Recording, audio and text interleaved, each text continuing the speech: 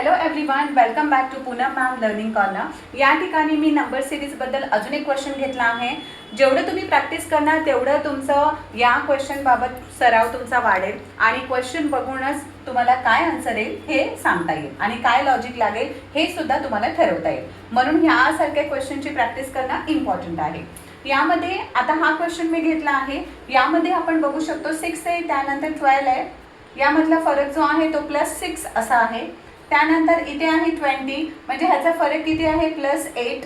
मग आता इथे किती झालं +10 आणि इथे किती झालेला आहे +12। मग आता इकडचं जे अंतर आहे ते किती आहे 6, हे अंतर किती आहे 8, यानंतर 10, यानंतर किती आहे 12। मग यामध्ये लॉजिक काय लागेल 2 2 + 2 + 2 वाढत आहे, म्हणजे इथे 6 चा फरक आहे तर इथे 8 10 12। मग इथे कितीचा फरक येणार आहे +14। मग तुमचा आन्सर किती येणार आहे 42 मध्ये हा +14 ॲड करा तर किती येणार आहे तुमचा आन्सर येणार आहे पुढचं 56।